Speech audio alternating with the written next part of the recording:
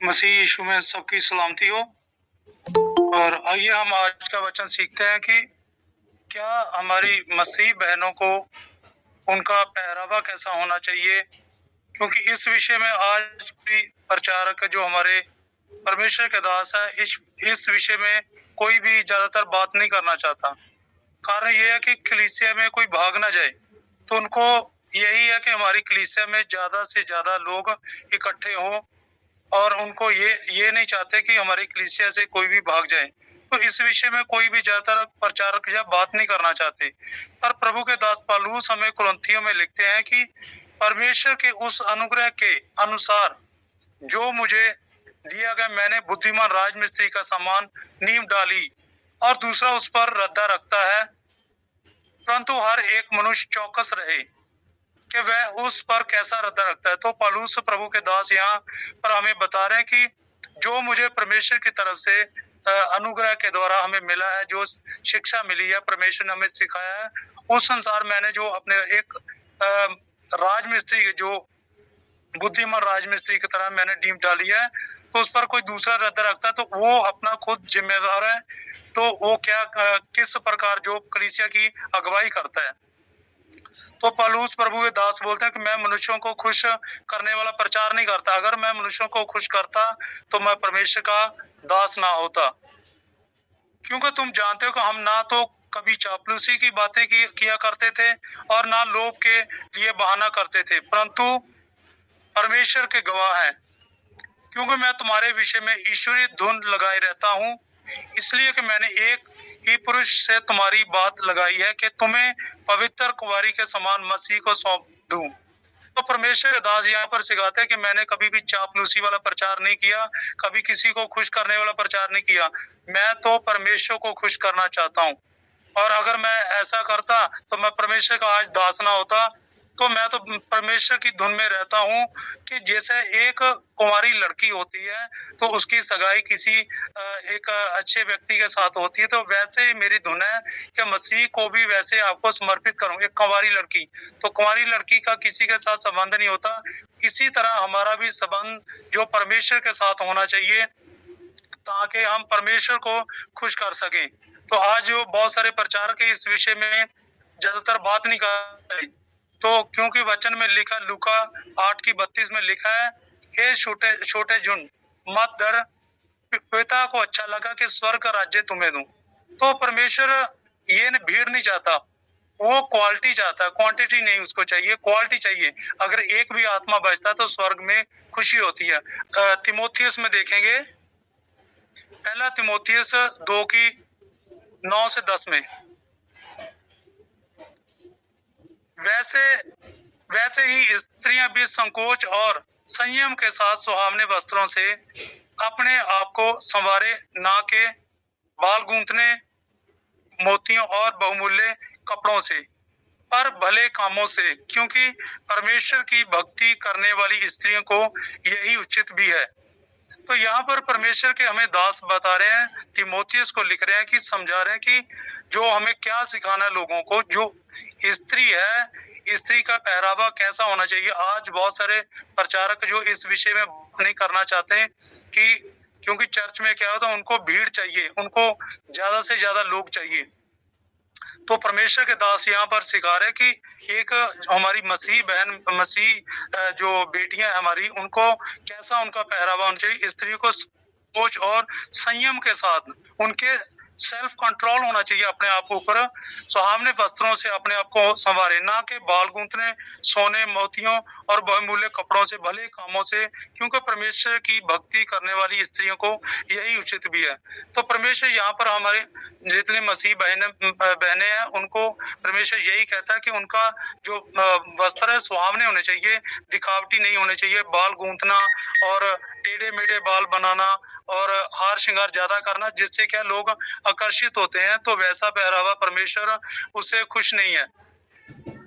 तो परमेश्वर, क्योंकि परमेश्वर परमेश्वर का अनुग्रह जो प्रकट हुआ है सब मनुष्यों में, परमेश्वर चाहता है कि सब मनुष्य जो बचाए जाएं, और हमें चेतावनी देता है परमेश्वर कि हम भक्ति और संसार के अभिलाषों से मन फिराकर, तो इस युग में संयम और धार्मिकता से और भक्ति से जीवन बिताएं।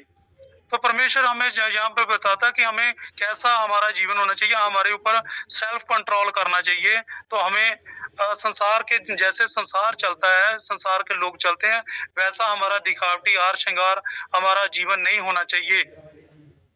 तो तुम सुन चुके हो कि कहा गया कि व्यभिचार ना करना, परंतु मैं तुमसे यह कहता हूं कि जो कोई स्त्री किसी स्त्री पर कुदृष्टि डाले वह अपने मन में उससे व्यभिचार कर चुका है।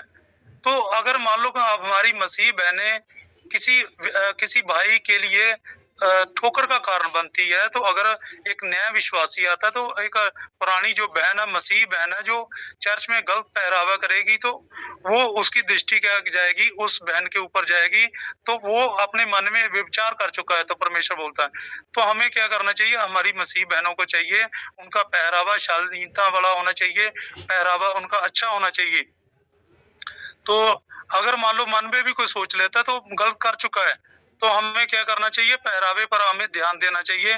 पर जो कोई इन प्रभु ने बोला है कि अगर हम छोटे से छोटे में भी ये जो एक व्यक्ति होता है कि जैसे मत्ती 18 के 16 से 11 तक भी लिखा है कि अगर हम किसी को ठोकर खिलाते, एक बच्चे के समान हमें बनना है। तो अगर मान लो एक बच्चा छोटा व्यक्ति भी होता है, छोटे से छोटा व्यक्ति है, उसको भी हमें क्या ठोकर नहीं खिलानी है। अगर प्रभु ने बोला किसी को अगर कोई ठोकर खिलाता है, ठोकरें तो लगेगी। मान लो हमारी मेरी कार नहीं लगेगी ठोकर, किसी ना किसी कार लगेगी, पर हमारे कारण क्यों, हमारी मसीह बहनों के कारण क्यों ठोकर लगे। तो हमें चाहिए कि हमारा मसीह बहनों का जो उनका पहरावा सही होना चाहिए। और संसार की तरफ से ठोकर लगती तो कोई बात नहीं, तो हमारी तरफ से ठोकर नहीं। अगर मान लो किसी का ठोकर लगती है तो प्रभु ने बोला ऐसे व्यक्ति को चक्की का पाट उसके गले में बांधकर उसको समुद्र में डुबो दिया जाए। तो परमेश्वर यहाँ पर हमें इस तरीके से हमें बताते हैं। तो शोभा जो होती है, शोभा झूठी है, सुंदरता व्यर्थ है, परंतु जो स्त्री यहोवा का भय मानती है उसकी प्रशंसा की जाएगी। तो परमेश्वर क्या चाहता है कि आपका बाहरी सुंदरता जो व्यर्थ है, मान लो कि जितनी मर्जी औरत सुंदर हो, तो अगर मान लो उसके अंदर परमेश्वर का भय नहीं है, उनके परमेश्वर का वचन नहीं है, आज्ञाकारी नहीं है, तो वो क्या उसका हमें कोई महत्व नहीं है, सुंदरता व्यर्थ है। तो मान लो कि परमेश्वर हमारे गुप्त इंसानियत चाहता है, हमारा अंदरला व्यक्ति कैसा है, वो बात है। संसार में क्या होता है कि संसार में हम किसी को सुंदर लग सकते हैं, पर परमेश्वर हमारी बाहरी सुंदरता को नहीं देखता। तो परमेश्वर क्या देखता है, हमारे अंदरले व्यक्ति को कैसा है। तो नीति वचन 8:13 में भी लिखा कि यहोवा का भय मानना बुराई से बैर कर रखना है, घमंड और अहंकार बुरी चाल से और उल्ट फेर की बात से मैं बैर रखती हूँ। तो परमेश्वर कहता है मैं किससे बैर रखता हूँ, मैं बुराई से और घमंड से, अहंकार से, बुरी चाल चलने से, उल्टी सीधी बातें करने से मैं बैर रखता हूँ। तो जो स्त्री परमेश्वर का भय मानती है तो वो इन बातों से, इन बुरे चाल चलन से क्या अपने आप को दूर रखती है और अपने अंदरले व्यक्ति को क्या सजाती है। वो जो अगर मान लो स्त्री सुंदर है, विवेक नहीं रखती, तो वो क्या है कि थूथन में सोने की नथ पहने के सुअर के समान है। तो एक मान लो कि एक सुंदर व्यक्ति है, वो उसके सोने की नथ डाल ली है, अगर वो परमेश्वर के वचनों पर नहीं चलती है, बाहरी तौर पर सुंदर है, बहुत अच्छी लगती है देखने को, पर अगर वो विवेक नहीं रखती तो एक सुअर के समान है। सुअर देखो, सुअर क्या होता है, उसके मान लो सोने में नथ डाल दो तो वो क्या करेगी, सोने की नथ क्या, उसको ये कदर नहीं है कि सोने की नथ क्या है, वो तो गंदगी में मुंह मारेगी सुअर। तो सुअर गंदगी में मुंह मारेगा।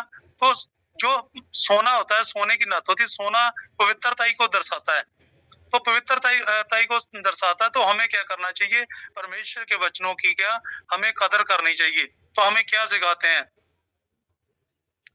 तो भाइयों का अपराध करने और उसके निर्बल विवेक को चोट देने से तुम मसीह का अपराध करते हो। अगर हमारी मसीह बहनों की वजह से कोई भाई ठोकर खाता है, कोई कमजोर व्यक्ति है, तो उसको हम चोट देते हैं, तो हम क्या करते हैं, किसका अपराध करते हैं, मसीह का अपराध करते हैं। तो एक रूह भी नाश होती है, तो परमेश्वर परमेश्वर की नजर में हम बहुमूल्य हैं, इसलिए तो हमारे लिए उसने क्या पृथ्वी पर आकर हमारे लिए जान दिया। अगर एक आत्मा भी बचती है तो स्वर्ग में क्या स्वर्गदूत जश्न मनाते हैं, खुशी मनाते हैं परमेश्वर के साथ। इसलिए मैं कहता हूं कि और प्रभु मैं चाहे जताए देता हूं कि जैसे अन्य जाति लोग अपने मन की अनर्थ रीति पर चलते हैं, तुम अब से फिर ऐसे न चलो, क्योंकि उनकी बुद्धि अंधेरी हो गई है और उस अज्ञानता के कारण जो उनमें है और उनके मन की कठोरता के कारण वे परमेश्वर के जीवन से अलग किए गए हैं और वे सुन होकर लुचपन में लग गए हैं कि सब प्रकार के गंदे काम लालसा से किए करें। पर तुमने मसीह की ऐसी शिक्षा नहीं पाई, जैसा इफिसियों 4 की 17 से 20 तक लिखा है। तो परमेश्वर का वचन यहाँ पर हमें सिखाता कि प्रभु का वचन हमें सिखाता है जैसे अन्य जाति को लोग करते हैं तो हमें वैसा नहीं चलना है। हमने ऐसी शिक्षा नहीं पाई है। हमें शिक्षा कैसी मिली है कि कैसा हमारा व्यक्तित्व होना चाहिए, कैसा हमारा चाल चलन मसीह में होना चाहिए। तो हम संसार के सदृश नहीं बनना, क्योंकि संसार दोषी ठहराया जाएगा, तो हमें संसार के साथ दोषी नहीं ठहराया जाना। हम नाश होने के लिए नहीं, हम बचाए जाने के लिए परमेश्वर के पास आए हैं। तुम्हारा पतरस की पत्री में भी हम परमेश्वर के दास, हमें पतरस भी हमें परमेश्वर के दास, ये पहला पतरस 3 अध्याय उसकी 3 से लेकर 6 आयत में देखते हैं। और तुम्हारा श्रृंगार दिखावटी ना हो, अर्थात बाल गूंथने और सोने के गहने पहनने, भांति भांति के कपड़े पहनना, वरन तुम्हारा छिपा हुआ और गुप्त मनुष्यत्व नम्रता और मन की दीनता की अविनाशी सजावट से सुसज्जित रहे, क्योंकि परमेश्वर की दृष्टि में इसका मूल्य बड़ा है। तो यहाँ पर परमेश्वर हमें पालूस भी अपने पतरस भी हमें बता रहे हैं कि जो स्त्री का श्रृंगार होना चाहिए वो दिखावटी, बाहरी श्रृंगार क्या हम देखते हैं संसार में क्या लोग अपने आप को सुंदर दिखाने के लिए क्या क्या करते हैं, ब्यूटी पार्लर जाते हैं और क्या क्या पता नहीं सर्जरी का अपने करवाते हैं अपने चेहरे की, अपने शरीर की।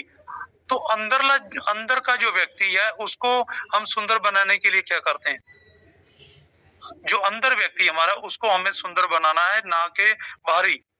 ये नाश हो जाएगा, ये नाशवान चीजें हैं, हमारा शरीर नाशवान है, पर जो हमारा आत्मा है वो अमर है, वो सदा के लिए रहेगा। अगर हमारा आत्मा अच्छा होगा तो हमेशा हमसे खुश होगा। और तुम्हारा श्रृंगार दिखावटी नहीं होना चाहिए।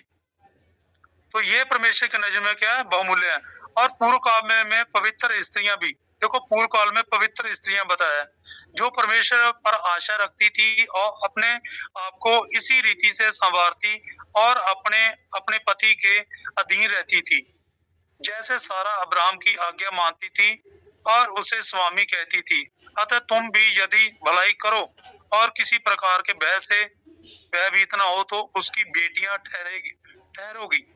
तो यहाँ पर परमेश्वर के दास हमें पतरस जी बताते हैं कि जैसे पूर्व काल में क्या स्त्रियां होती, पवित्र स्त्रियां कौन, किसकी उदाहरण लिया, माता सारा की। जैसे अब्राहम जी हमारे हम उसको विश्वासियों को पिता बोलते हैं, तो माता सारा भी हमारी विश्वासियों की है, क्या है, माता है।